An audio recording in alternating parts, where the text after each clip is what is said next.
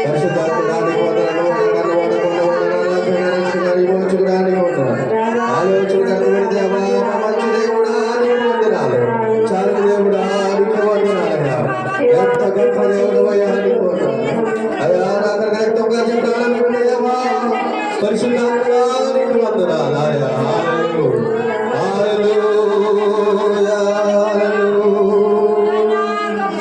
యేసయ్యా నీకు వందనాలయ్యా, వందనాలయ్యా.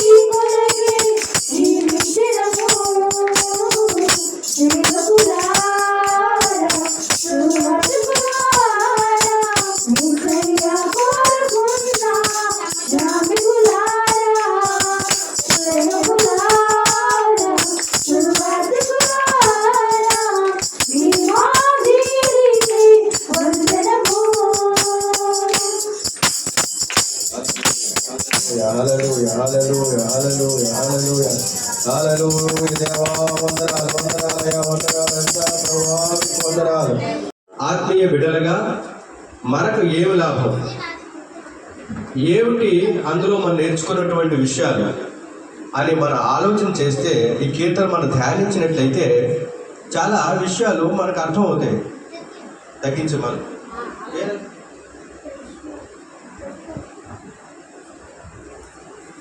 మధ్యలో డిస్టర్బ్ చేయకూడదు.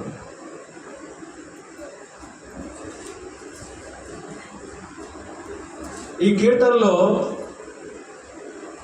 చాలా విషయాలు దావీదు మహారాజు ప్రస్తావిస్తూ ఉన్నాడు. ఓ క్రైస్తవునిగా, ఆత్మీయుల బిడ్డలుగా, దేవుని బిడ్డలుగా మనము అనేక విషయాలు దీన్ని ధ్యానం చేసినప్పుడు మనం నేర్చుకోవచ్చు. చాలా విషయాలు నేర్చుకోవచ్చు. ఒక ఆత్మీయునిగా, దేవుని బిడ్డలుగా నేర్చుకోవచ్చినటువంటి 7 విషయాలు ఇక్కడ మనకు కనిపిస్తాయి. ఎన్ని విషయాలు? 7 ఆశీర్వాదాలు మనకు కలుగుతాయి. దేవుని కలిగి ఉంటే, దేవుని సన్నిధిలో ఉంటే, దేవుని కొరకు జీవిస్తే, దేవునిలో మనం కానీ దేవుని అనుసరించి మనం జీవించినట్లయితే 7 ఆత్మీయ విషయాలు ఇక్కడ కనిపిస్తున్నాయి. అవి మనము దేవుడు ఆ విషయాల్లో మనలను చేస్తాడు. ఈ 7 విషయాలు కూడా మొదటిగా 1ది మొదటి వచనంలో ఏమని రాయబడి ఉందంటే చదవండి.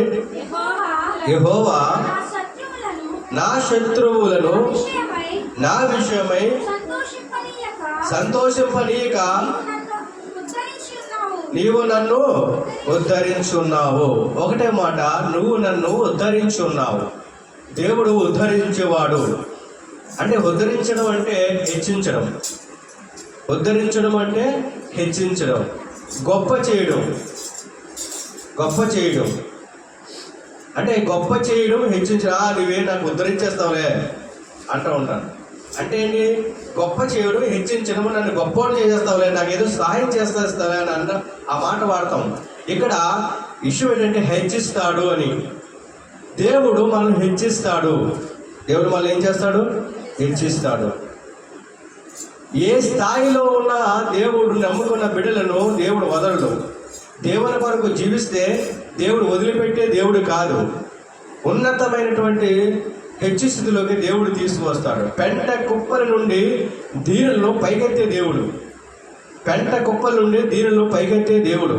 అనేక మంది మన సాక్ష్యాలు చూస్తున్నాము.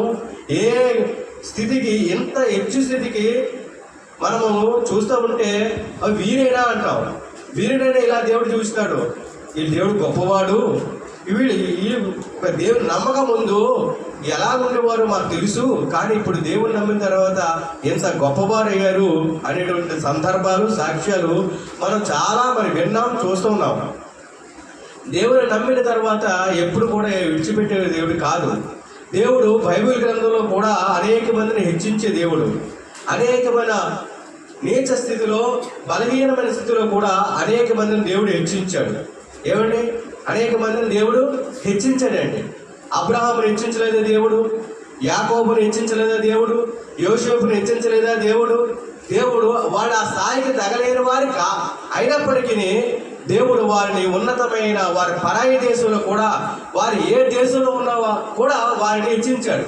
అబ్రహాం అనే దేశంలో ఉన్నప్పటికీ, లేదా అబ్రహాము వేరే దేశం, అక్కడ కూడా ఇస్సాకును కూడా శత్రువుల మధ్య హెచ్చించాడు, దీవించాడు, ఆశీర్వదించాడు. ఆ దేవుడు హెచ్చించే దేవుడు, ఆశ్రయించే దేవుడు. అలా ఉన్నప్పుడు కూడా మనము కూడా కృతజ్ఞత కలిగి ఉండాలి. కృతజ్ఞత కలిగి ఉంటే దేవుడు హెచ్చిస్తాడు. దేవుని కొరకు జీవించి ఉన్నప్పుడు హెచ్చిస్తాడు. అందుకనే సమూయేలు గ్రంథంలో దావీదు మహారాజు అంటాడు, ఆ జ్ఞాపం చేసుకుంటూ ఒక మాట అంటాడు. ఏమంటాడంటే 2వ సమూయేలు పత్రిక 7వ అధ్యాయంలో 18వ వచనంలో దావీదు మహారాజు అన్న మాట ఏంటి తెలుసా? దావీదు రాజు లోపల ప్రవేశించి యెహోవా సన్నిధిని కూర్చుండి ఇలాగున మనవి చేశాను, నా ప్రభువా యెహోవా, ఇంతగా నీవు నన్ను హెచ్చించుటకు నేను ఎంతటి వాడను, నా కుటుంబం ఏ పాటిది, ఇంత హెచ్చుగా చేసినంతయు మానవ పద్ధతిని బట్టి ఆ, కలగబోవుదానిని గూర్చి ఆ. సెలవిచ్చి ఉన్నావు. చాలండి. దేవుని స్తోత్రం కలిగాడు కాక చెప్పాలి. దేవునికి స్తోత్రం. దావీదు మహారాజు అన్న మాట అంటే, ఇంతగా నన్ను హెచ్చించుటకు నేను ఎంతటి వాడును. హెచ్చించిన తర్వాత, దేవుడు హెచ్చించిన తర్వాత అనవలసిన మాట ఏంటంటే, కాలం ఎగడేయడం కాదు, ఓ నా భుజబలము నా బాహువే కదా, నా యొక్క యుక్తి శక్తి కదా, నా యుక్తి కదా, నా తెలివితేటలు కదా, ఇంతగా నేను హెచ్చింపడానికి అనుకోవడానికి కాదు. కానీ దావీదు మహారాజు అవుతారు. రాజు కాదు. రాజు వేరు, మహారాజు వేరు. రాజులకు రాజు. కొంతమంది సామంత రాజులు వాళ్ళు ఉంటే మహారాజు అంటారు. ప్రతి రాజును మహారాజు అంటారు. పొగటాలు కాదు. మహాప్రభులు వారు ఎంత దుష్టులైనా సరే మహాప్రభులు వారు మహాప్రభు అది వేరు కాదు. అది కాదు. ఈయన రాజులు, అనేక మంది రాజులు ఉండేవారు. ఆ రాజులకి ఈయన సామంత రాజుగా ఉండేవారు. ఈయన కప్పం కూడా కడతా ఉండేవారు. ఇంత మహారాజు ఏమంటున్నాడు, ఇంతగా హెచ్చించుటకు నేను ఏ పాట వాడను, ఎంతటి వాడను, నా గోత్రం ఎంత, నా యొక్క కుటుంబం ఎంత, నీకు చాలా తక్కువే కదా అంటున్నాడు. అంటే మొదటగా ఇక్కడ చూస్తున్నాము అదే మాటను. ఎవరంట ఉద్ధరించేవాడు, హెచ్చించేవాడు? దేవుడే. యెహోవా నీవే నన్ను హెచ్చించుతున్నావు. రెండవదిగా మనం చూస్తే 30వ అధ్యాయము 2వ వచనంలో, యెహోవా నా దేవా, యెహోవా నా దేవా, నేను నీకు మొర్రపెట్టగా నీవు నన్ను స్వస్థపరిచితివి. నీవు నన్ను స్వస్థపరిచితివి. దేవుని స్తోత్రం కలుగును గాక. రెండవది, ఆయన స్వస్థపరచువాడు. ఆయన ఎవరు? స్వస్థపరచువాడు. ఆయన స్వస్థపరిచే దేవుడు. అయ్యే సమయంలో మరి ఎవరు అందరూ విడిచిన, వైద్యులు విడిచిపెట్టిన, కుటుంబస్తులు బంధువులు విడిచిపెట్టిన దేరే ఆయన ఎన్నటికీ విడువని దేవుడు. ఆయన స్వస్థపరిచే దేవుడు. యెహోవా రాఫా. యెహోవా రాఫా అంటే స్వస్థపరిచే దేవుడు. ఆయన అలాగనే స్వస్థపరిచాడండి. ఆనాడు బైబిల్ గ్రంథంలో అనేక భక్తులను స్వస్థపరిచాడు.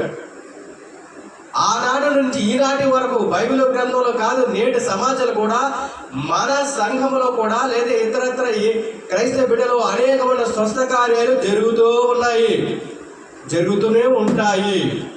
ఆయన స్వస్థపరిచే దేవుడు. యెహోవా నీవు నన్ను స్వస్థపరిచేదివి అంటున్నాడు. ఆయన అనేక మంది రోగముతో వచ్చినప్పుడు గుడ్డి వారిని మూగవారిని, లేకపోతే అనేకమైన బలహీనతలు ఉన్న వారిని ఆయన స్వస్థపరిచాడు. దేవుని మహిమ కలుగును గాక. ఆయన ఆయన మామూలు శారీరక రోగాలు మాత్రమే కాదు, కానీ ఆత్మీయమైన రోగములను, పాప రోగములను కూడా స్వస్థపరచగల దేవుడు యేసు ప్రభు. నమ్మిన వారు దేవుని స్తోత్రం చెప్పండి. హల్లెలూయా. ఆయన ఏంటండి? ఆయన స్వస్థపరిచే దేవుడు. బైబిల్ గ్రంథంలో నేను రెఫరెన్స్ చూపించట్లేదు, కానీ బైబిల్ గ్రంథంలో ఆయన స్వస్థపరిచే దేవుడే అని, ఎంతమందిని ఎలా స్వస్థపరిచారో మనము యేసు ప్రభు సందర్భాలు మనకు అనేకం తెలుసు. కాబట్టి దేవుని బిడ్డలారా, ఆయన స్వస్థపరిచే దేవుడు. మూడవదిగా చూస్తే చూడండి, త్వరగా 3వ వచనములో, యెహోవా పాతాళము నుండి నా ప్రాణమును లేవదీసితివి, నేను గోతిలోనికి దిగకుండా. దేవుని స్తోత్రం కలుగును గాక. పాతాళముల నుండి లేవనెత్తితివి. మూడవదిగా ఆయన లేవనెత్తేవాడు. ఆయన ఏం చేసేవాడు? తోసేసేవాడా? చాలా మంది ఏం చేస్తున్నారు ఈ రోజుల్లో? నిలబడిన వాళ్ళే తోసేస్తున్నారు. నిలబడ్డామని సరే పడగొట్టేస్తున్నారు. నిల్చున్నాడు పర్వాలేదు అనే వాడికి తోసేస్తున్నారు, లేదా పడగొట్టేస్తున్నారు. కానీ దేవుడు పడిపోయిన వారిని లేవనెత్తేవాడు మన దేవుడు. దేవుని మహిమ కలుగును గాక. ఆయన లేవనెత్తే దేవుడు. జీవోత్సవంలో పడిపోయిన వారిని కూడా ఆ స్థితిలో ఆ బిడ్డ అనేక సంవత్సరాలుగా పడి ఉండుటను చూచి కోనేటి దగ్గర బెతెస్దా కోనేటి దగ్గర ఆ బిడ్డ అనేక సంవత్సరాలు, సుమారుగా 38 సంవత్సరాల నుండి పడి ఉన్న వ్యక్తి దగ్గరికి వెళ్ళాడు. నిలబడిన వ్యక్తి దగ్గరికి వెళ్ళడం కాదు ఆయన. అంటే బాగా ఆయన కొన్ని సందర్భంలో అనేవాడు ఆయన, యేసుప్రభు అన్న మాట అంటే, నేను ఎవరికి వైద్యుడు అంటే అని అన్నాడు. నేను ఎవరికి అవసరము? వైద్యుడు ఎవరు? ఈ వైద్యుడు ఎవరికి అవసరం? రోగులకు వైద్యులు అవసరము. నేను నీతిమంతుల కొరకు రాలేదు. నేను ఎవరి కొరకు వచ్చాను అన్నాడు ఆయన? పాపుల కొరకు వచ్చాను. ఎవరి కొరకు వచ్చాడైనా? పాపుల కొరకు వచ్చాడు. పాపుల కొరకు యేసు వచ్చిపోయాను. సంఘానికి, సమాజానికి, అందరికీ నేను దూరం అయిపోయిన ఉన్న పరిస్థితిలో దేవుడు నన్ను ఏమన్నా ఇక్కడ ఎవరైబడి ఉంది? ఆయన లేవనెత్తాడు. ఏంటి? లేవనెత్తాడు. అనేక మందిని, ఆ కుష్ఠరోగిని లేవనెత్తిన దేవుడు, ఆ 38 సంవత్సరాల కోనేటి దగ్గర పడి ఉన్న రోగిని లేవనెత్తిన దేవుడు. ఏంటి? యాయిరు కుమార్తె పడిపోతే అలా ఉండిపోతే ఏమన్నాడు? స్థలం ఇవ్వండి అన్నాడు. వెళ్ళాడు, స్వస్థపరిచాడు. పడిపోయి లేపాడు, భోజనం పెట్టమన్నాడు. ఆయన లేపి భోజనం పెట్టే దేవుడు, ఆయన లేవనెత్తే దేవుడు. దేవుని స్తోత్రం కలుగును గాక. మొదటిది ఏం చెప్పాలి. ఆయన ఏం చేసే దేవుడు? హెచ్చరించే దేవుడు, అంటే హెచ్చించే దేవుడు లేదా ఉద్ధరించే దేవుడు. రెండోది స్వస్థపరిచే దేవుడు. మూడవది లేవనెత్తే దేవుడు. నాలుగవదిగా అక్కడే ఆయన ఏముంది? నేను గోతులోనికి దిగకుండా నీవు నన్ను బ్రతికించిదివి. దేవుని స్తోత్రం కలుగును గాక. గోతులోనికి దిగిపోకుండా మళ్ళీ ఏం చేస్తాడైనా? బ్రతికిస్తాడు. దేవుని బిడ్డలారా, మనము ఒకప్పుడు కూడా గోతులో దిగిపోయిన వారమే. గోతులో పోయినోడా అంటారు కదా. అన్ని వాళ్ళు మాత్రం గోతులోకి పోరా. మరి ఎక్కడ పోతా తెలియదు కానీ చాలా మందిని ఏమంటారు? గోతులో పోయిందారా అంటే మిగతా వాళ్ళు ఎక్కడ పోతారు వీళ్ళు? మరి ఎక్కడ నూతిలో ఆ రోజు నుయ్యో గుయ్యో చూసుకుంటారు. అలా గోతులో పోయేవారు మనం. ఒక పాపపు యూబులో ఉన్న మనలను ఆయన చెయ్యి పెట్టుకొని లేవనెత్తిన దేవుడు. దేవుని బిడ్డలారా, మనము కూడా మన జీవితము, పాప జీవితంలో దిగజారిన జీవితము, గోతులోకి దిగిపోయి జీవితం. ఏంటంటే ఒక ఆయన అంట ఎరుషులేము నుండి ఎరుకోకి ఏం చేస్తానంట? ఎరుషులేము నుండి ఎరుకోకి దిగిపోవచ్చు అని ఉంది. ఏం చేస్తానంట? ఎరుషులేము అంటే ఉన్నతమైనటువంటి పట్టణం, ఉన్నతమైన స్థితి. ఎరుకో కింద డౌన్ ప్రాంతం.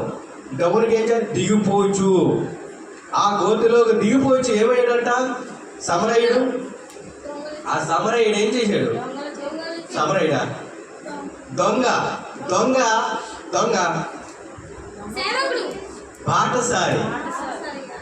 ఏ బాటసారి? సమరయుడు. అంటే ఆయన ఒక సమరయుడు, ఆయన ఒక వ్యక్తి. కానీ సహాయం చేసిన వాడు ఎవరు? సమరయుడు. సహాయం చేసేవాడు సమరయుడు. ఒక బాటసారి ఎవరో తెలీదు. ఆయన మాత్రము దిగిపోతూ ఉన్నాడు. యెరూషలేము నుండి యెరికోకి ఏమవుతున్నాడు? దిగిపోతున్నాడు. దొంగల చేత చిక్కబడ్డాడు, దొంగల చేత కొట్టబడిన తర్వాత ఎవరూ పట్టించుకోలేరు. యాజకుడు వెళ్ళాడు, లేవీయుడు వెళ్ళాడు, తర్వాత మంచిగా ఉన్నటువంటి భక్తులు అందరూ వెళ్ళారు, కానీ ఎవరూ పట్టించుకోలేదు. కానీ లాస్ట్ ఒక వ్యక్తి, అంటరాని వాడు అని చెప్పుకున్నవాడు, సంకర జాతి వాడు అని అనే వ్యక్తి, ఆ రోజుల్లో ఆయన అలా చూసేవారు వాళ్ళు సమరయుల్ని. అలాంటి వ్యక్తే పడిపోయిన వ్యక్తిని, దిగిజారిపోయిన వ్యక్తిని, కొర ప్రాణంతో పట్టబడిన వ్యక్తిని ఆయన ఏం చేశాడు? ప్రేమించాడు, జాలిపడ్డాడు, కనికరించాడు, నూనె రాశాడు, సాధ తీర్చాడు. ఆయన పరిశీలన చేశాడు. పరిశీలన చేసి ఒక శ్రేష్టమైన వ్యక్తిగా ఆయన మార్చాడు. ఆ సాదృశ్యం కదా మనం అంటాం మంచి సమరయుడు. ఆ మంచి సమరయుడు ఎవరు? అలాంటి వ్యక్తిగా ఉన్నవారు. వ్యక్తి ఎవరు అంటే అలాంటి లక్షణాలు ఎవరిలో కనిపిస్తున్నాయంటే మన యేసు ప్రభులోనే కనిపిస్తున్నాయి. ఆ ఉపమానం కూడా యేసు ప్రభు చెప్పినట్టే. దేవుని మహిమ కలుగును గాక. చెప్పాలి. దేవునికి స్తోత్రం. అంటే దిగిపోయిన, ఎందుకు ఈ మాట చెప్తున్నానంటే ఆయన ఏం చేశాడంటే చనిపోయిన వ్యక్తిని, వల ప్రాణాలతో ఉన్న వ్యక్తిని ఆయన బ్రతికించాడు. ఏమంటే ఏం చేశారంట? గోతిలోనికి దిగకుండా ఏం చేశారు? చనిపోకుండా ఆయన బ్రతికించాడు.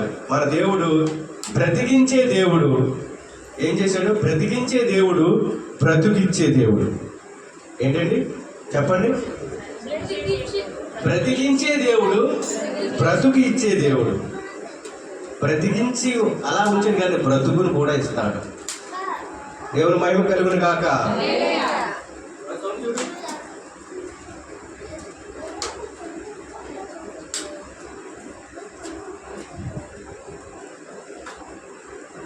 నాలుగోదిగా మనం ఏం చూస్తున్నామంటే ఆయన ఏం చేస్తాడు? బ్రతికిస్తాడు. ఏం చేస్తాడు ఆయన? బ్రతికిస్తాడు.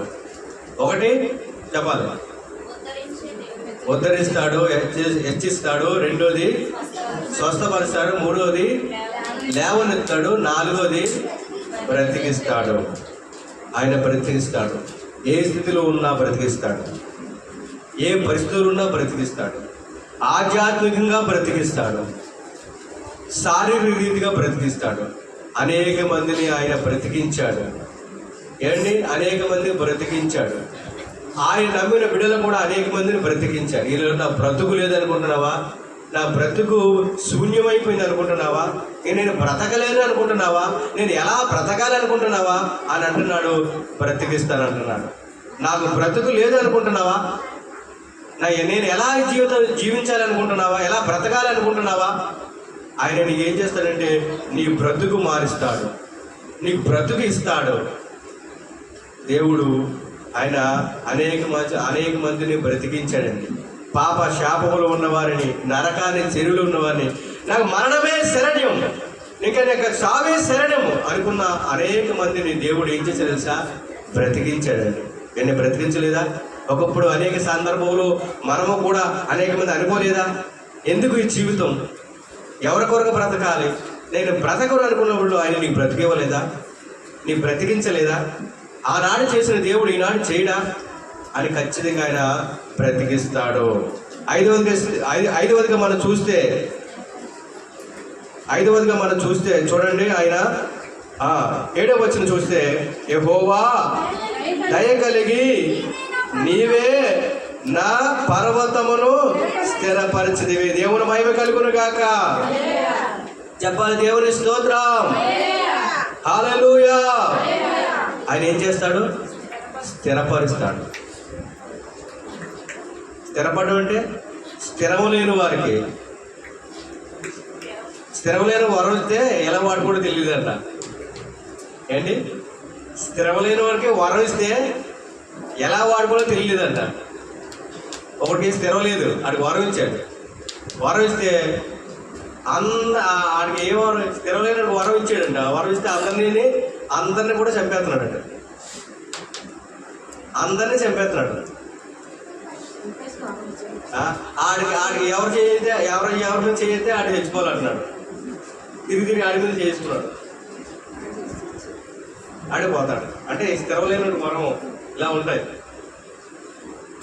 కానీ ఆయన స్థిరపరిచేవాడు. ఆయన అస్థిరులను స్థిరపరిచే దేవుడు. ఆయన అస్థిరమైన జీవితాలను స్థిరమైన జీవితాలు తయారు చేస్తారు.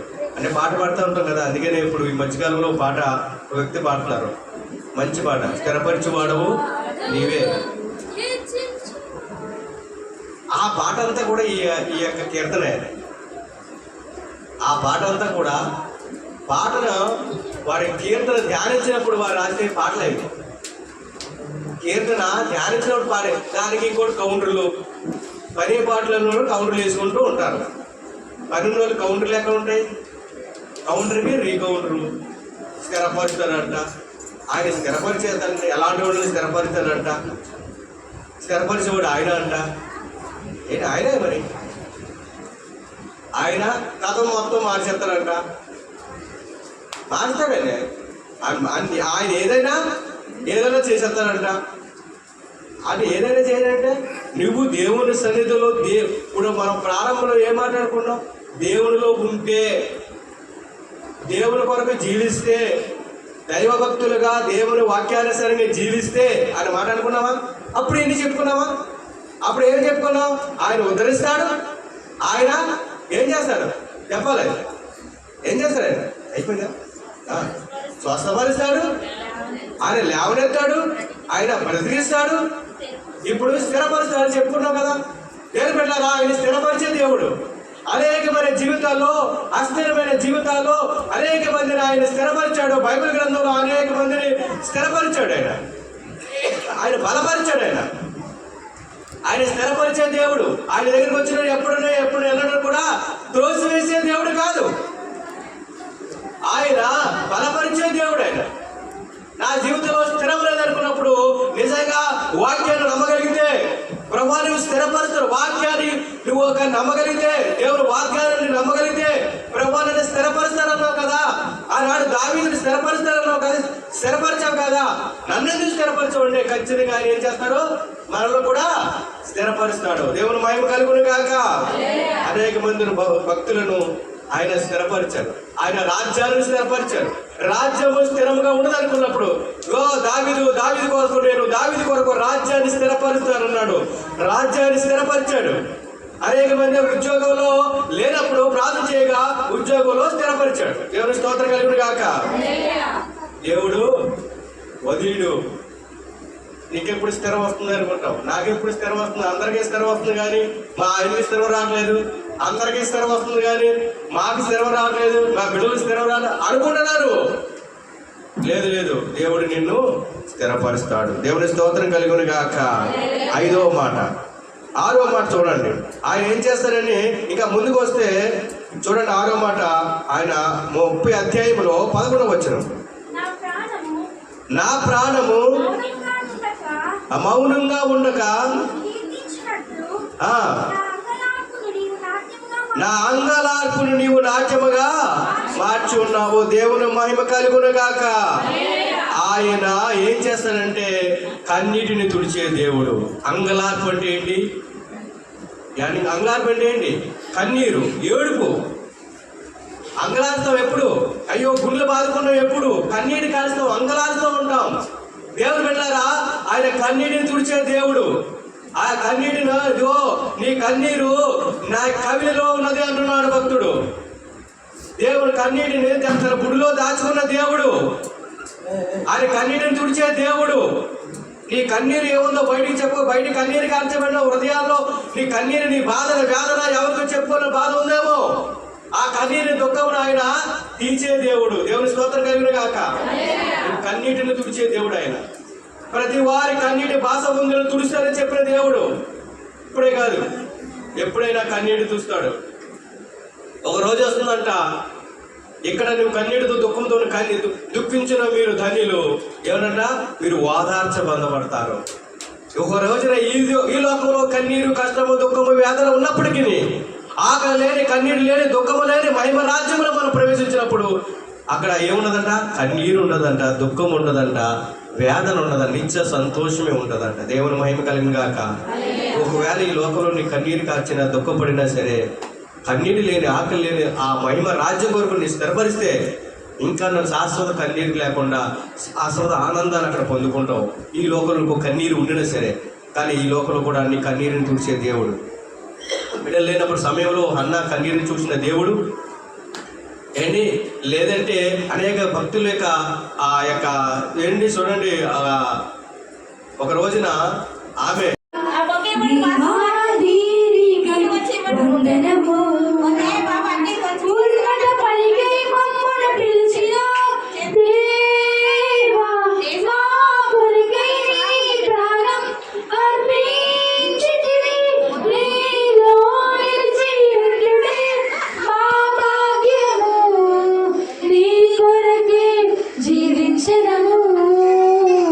సేవకులారా సువార్త